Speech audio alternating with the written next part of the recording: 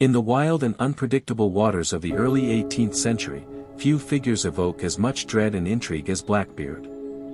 With his fearsome look and merciless strategies, Edward Teach, also known as Thatch in some accounts, rose to become one of history's most notorious pirates.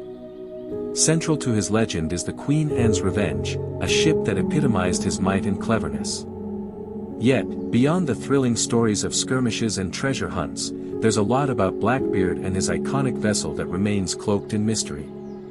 This narrative dives into the lesser-known realities of the man, the ship, and the age they dominated, uncovering secrets hidden beneath the waves and questioning the myths that have defined his legacy. Get ready to discover the true tale of piracy, power, and survival on the open seas. Chapter 1: The Man Behind the Beard. Edward Teach, better known as Blackbeard, is one of the most intriguing figures from the golden age of piracy. His early life is wrapped in mystery, with only a handful of reliable records shedding light on his origins. Some historians think he was born around 1680 in Bristol, England, while others speculate he might have had Welsh roots. No matter where he came from, Teach's journey from a regular sailor to the infamous pirate Blackbeard was fueled by ambition, cleverness, and a fair bit of brutality. He earned his fearsome nickname thanks to his thick black beard, which he famously braided and adorned with ribbons. His intimidating look was only amplified during battles when he would light slow-burning fuses tucked under his hat, creating a dramatic cloud of smoke around his face that struck fear into the hearts of his foes. But Blackbeard was more than just a frightening figure.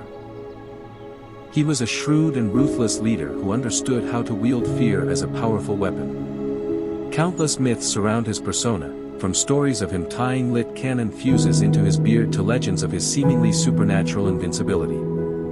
Yet, beneath all the folklore lies a man who knew how to command respect and keep his crew in line in a perilous and lawless world. This chapter aims to peel back the layers of legend and uncover the real man behind the beard. Chapter 2: Blood in the Caribbean. Blackbeard's journey to becoming a legend kicked off in the Caribbean, a place bursting with chances for those daring enough to grab them. After his stint as a privateer during the War of Spanish Succession, Edward Teach turned to piracy when peace settled in and the legal work dried up. The Caribbean Sea was teeming with merchant ships loaded with treasure, making it the ideal playground for pirates. Teach quickly earned a reputation for his ruthless efficiency and fearless approach in battle. His early raids targeted English, Spanish, and French ships, striking fast and vanishing before naval forces could catch up. Blackbeard knew that speed and surprise were key to success, and his tactics showed he understood this well. His crew grew steadily, drawn in by the lure of riches and the fierce loyalty Blackbeard inspired.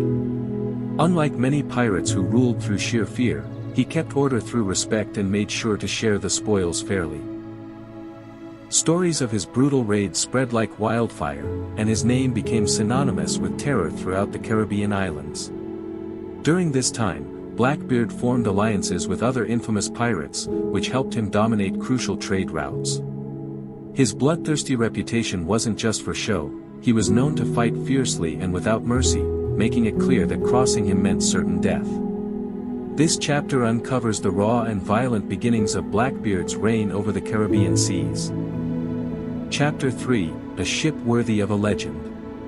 The capture of the French slave ship La Concorde was a game-changer for Blackbeard's career as a pirate.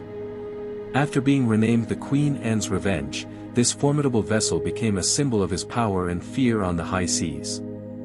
Originally designed as a large merchant ship, it was transformed into a pirate ship by adding 40 guns, making it one of the most heavily armed pirate ships of its time.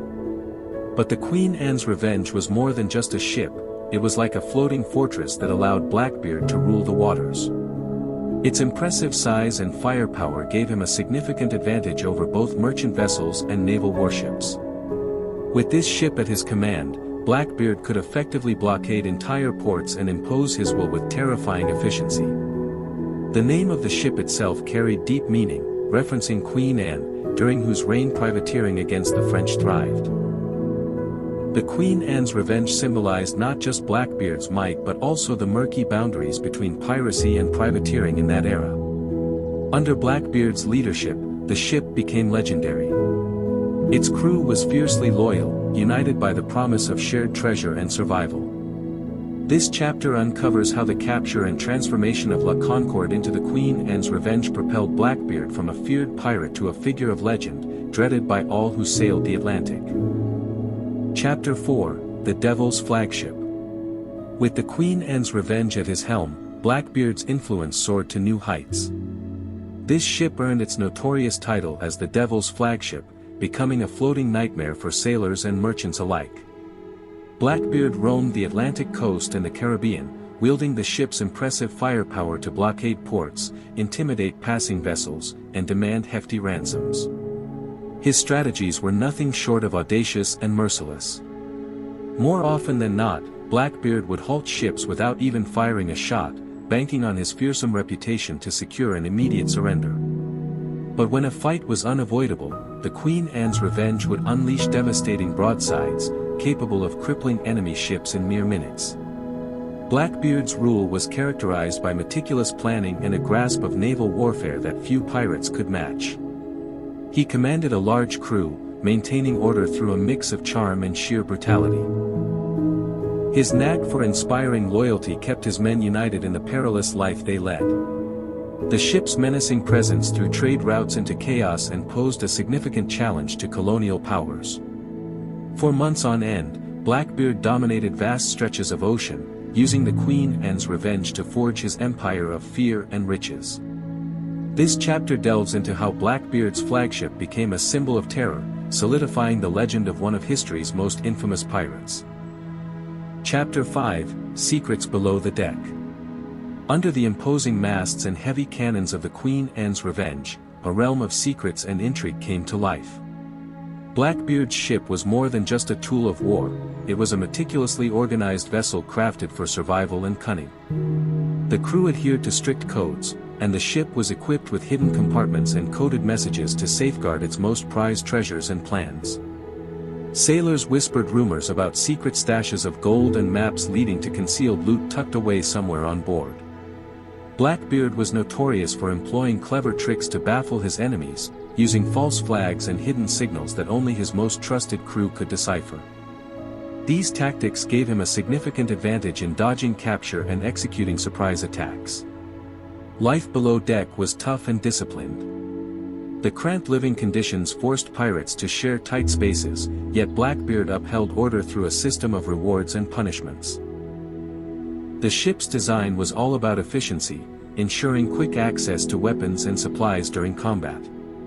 This chapter uncovers the lesser-known facets of pirate life aboard the Queen Anne's Revenge, showcasing the intelligence and resourcefulness that fueled Blackbeard's fearsome reputation. The secrets hidden below deck were just as crucial to his success as the ship's cannons and sails.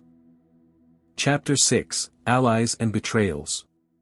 Blackbeard's success hinged not just on his ship and crew, but also on his knack for forming alliances in a world rife with danger and deceit.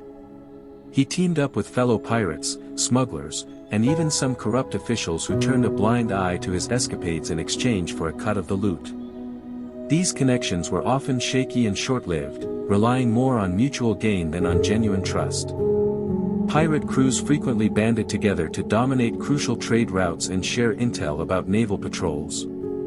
Blackbeard's talent for negotiation and intimidation enabled him to create formidable coalitions that expanded his influence far beyond what his ship could accomplish alone. However, these alliances were fraught with peril.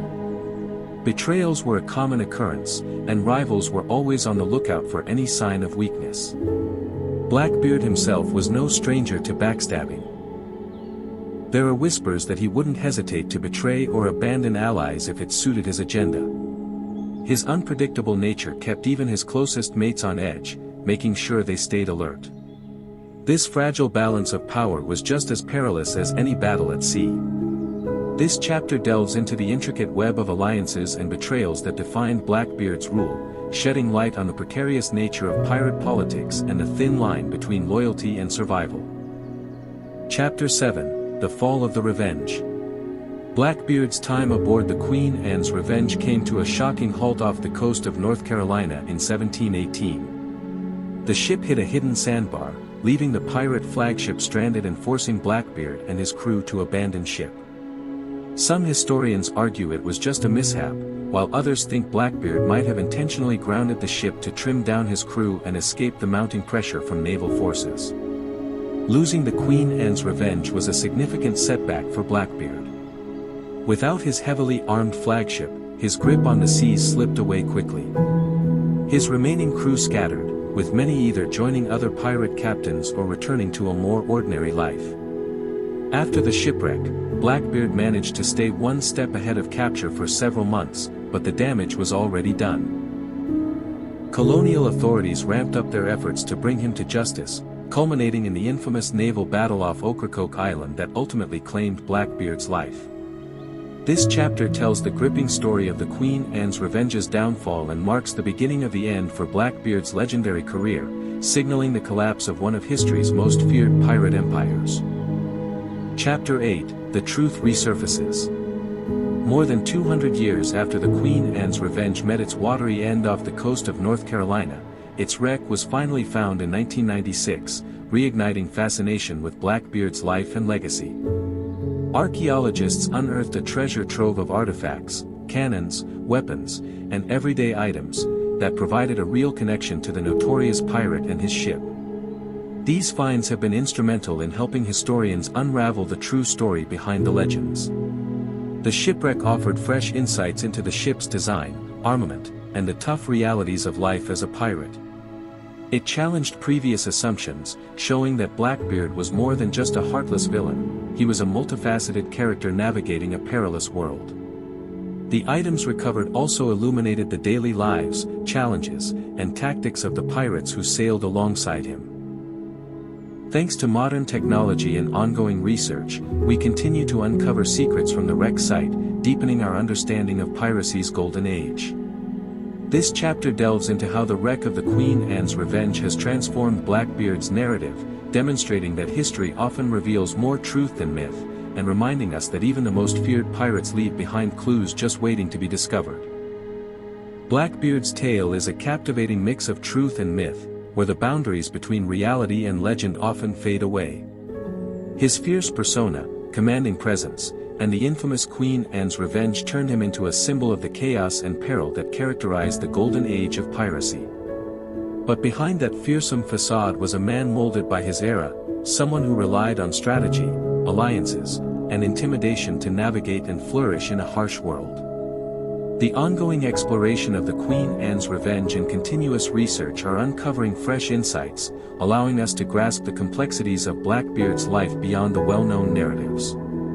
His legacy serves as a reminder of our enduring fascination with pirates and the open sea, highlighting that history is often richer and more nuanced than the legends it gives rise to.